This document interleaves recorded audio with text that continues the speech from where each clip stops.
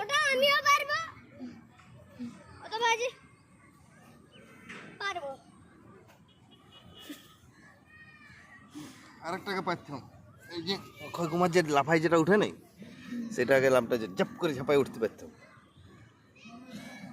দেখি আমি একটা ওই উপর থেকে কর, উপর থেকে ফেল দুটো হাত, দেখছি। হুম হুম, বাস হয়ে গেল।